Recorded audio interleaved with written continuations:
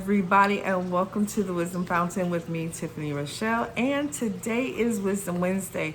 I am coming to you really quickly today just to share an interesting message I think is really important.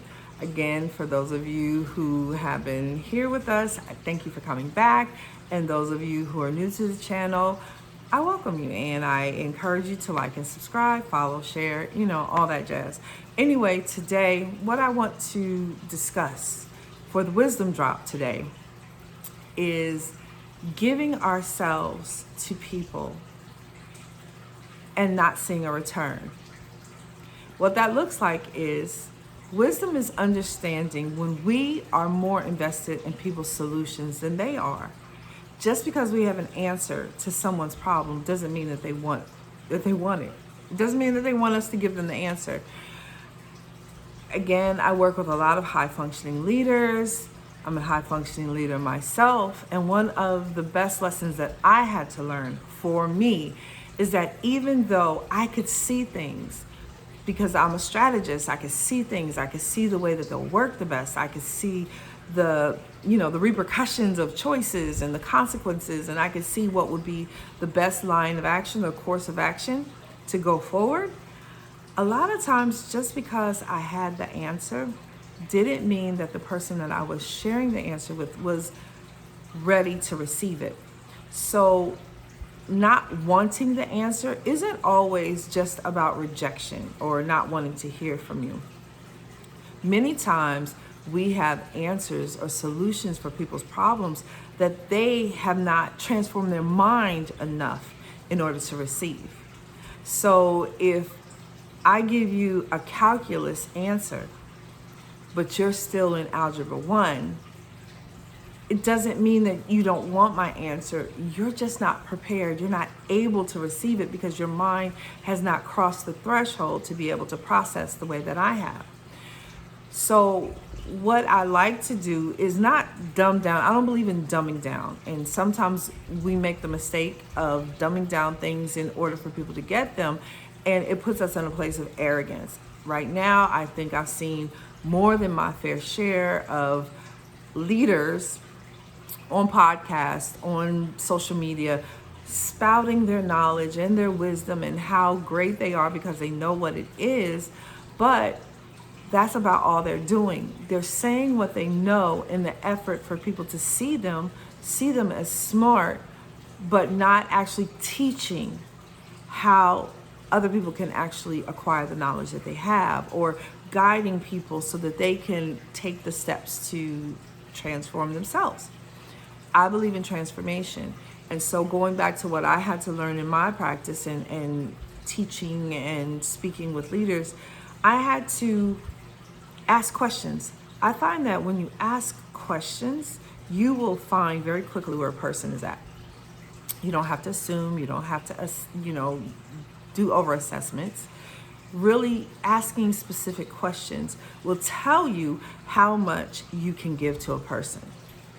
It will tell you how much you can press on a person before they're overwhelmed or they're burdened. Now, just because you're giving information that maybe a person has not raised their mind to be able to process, doesn't mean that you can't give it to them. It just means that you, as the expert, as the leader, as the smart person, as the intellectual, get to test and hone your skills in your ability to change your verbiage and change the language and put the information that you hold in digestible pieces. I go to South Africa normally multiple times a year and work in small communities, and I work primarily with youth. When I tell you, South African youth are some of the most brilliant young people that I've ever run across. And even the older people, brilliant, right? But what I had to learn very quickly is there's cultural differences, there's language differences, there's perception differences. And so in order for me to speak to that crowd, I had to adjust what I was saying into language and forms that were relevant to them. And once I did that, they got it, no problem. So I was able to produce information, yet I adjusted myself. I did not put the burden on them to adjust themselves. With all that being said, I'm going back to my original conversation of just because you have an answer doesn't mean that the person that you want to give it to is ready for it or wants it. Now, what I just talked about was people just not having the mindset to be able to receive what you're giving. That's one example. The next one is when people just don't want to hear what you got to say. Sometimes people are threatened by your knowledge. Sometimes people want to figure it out themselves. I have 3 children. My children are very different. And one of my children in particular, brilliant. However, I know that when I present information to them, they will hear it, but their first response will be to push it away. Not because they don't trust or value what I say, it's because for them, they need to feel like they came up with the answer on their own.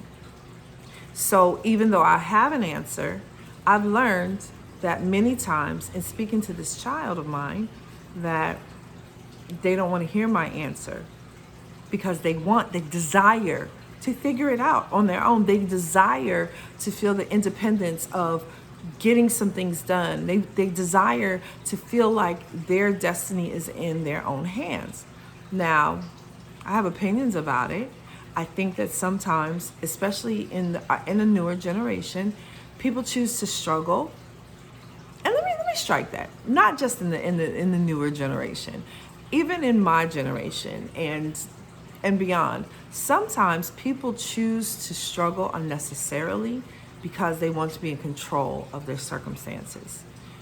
And people do that for a number of reasons. They've been controlled. They've seen people be controlled. They've been hurt by people who were in control. Whatever their reason is, they didn't get there on their own. So, as a master, as an expert, we need to learn to have the grace to be able to speak to them where they are and listen to them as to why they're there, and then give information as needed. And sometimes that may be not giving them information at all. It may mean keeping your mouth shut. And sometimes I'll put in there for us women, us mothers, us motherly type, us aunties, we have the habit of having the answer, running into the fray and bringing it because we believe that what we know is right, not that it's not. We believe that we know the best way to do it. We believe that if we do it, it'll get done faster. Hey ladies, I just want to let you in on a secret. When we exhibit that behavior, over time, it becomes our burden. And then what it looks like after an extended period of time is, why is everybody depending on me? Why is nobody thinking for themselves? Why is everybody waiting for me to come up with the answer? Quite simply because you trained them that way. You made them understand that you have a particular idea about the way things should be done, and it's your way or no way. You've made them understand that you believe that what you know is the best, so you come and you correct them, and people get tired of being corrected. You have made them feel that they can't do anything without your help, and therefore they have not grown to the level to be able to handle it themselves. That's on you too. Now, this isn't a woman beat up or a mother beat up or an auntie beat up, but I just implore us as women to learn how to start to put some of the burdens down and recognize where we're doing too much, where we have our hands on too many things in too many places, and we're touching too many things because we feel that our answer is the best one. Sometimes it doesn't have to be the best answer.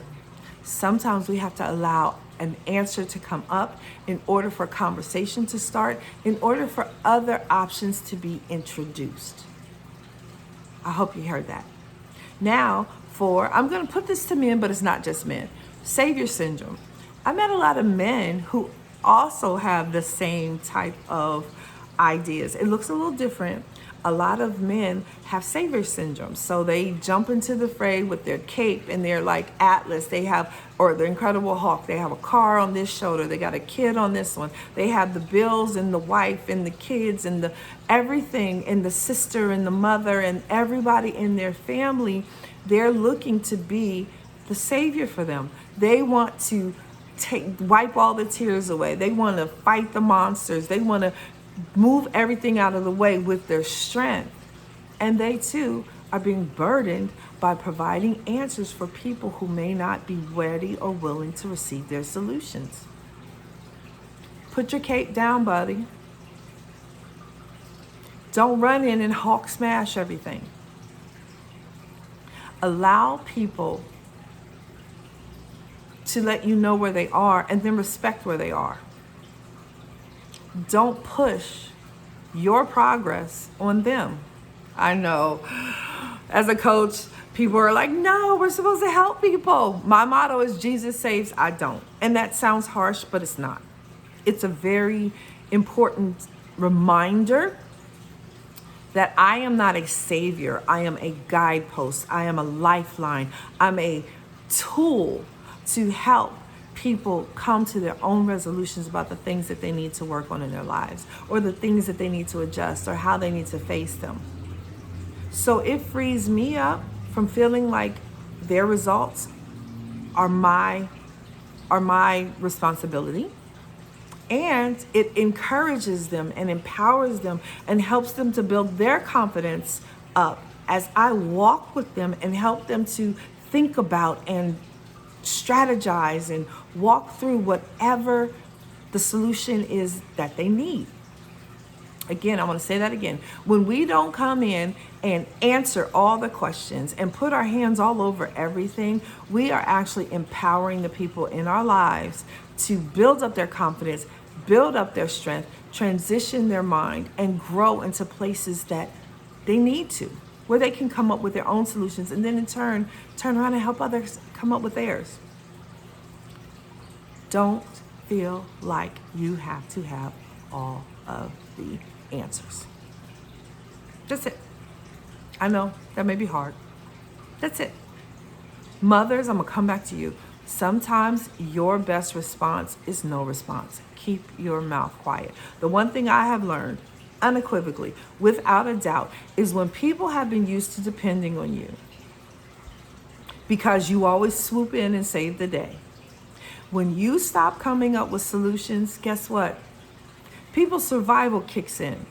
People's brains start to activate and turn on and come to work. And then they begin to come up with their own solutions because you're not bringing them. And that may bruise your ego, and that may make you feel like you're not needed. And that's an issue for another day that you need to address, because that's not their issue, that's your issue. A person excelling or doing well on their own should never make you feel less than. It should make you feel proud and excited that you were able to teach, tutor, coach them into a space where they don't need you. Any person who's ever worked with me in a singular level knows that out the gate, my goal is for you not to need me. My goal is for you not to need me.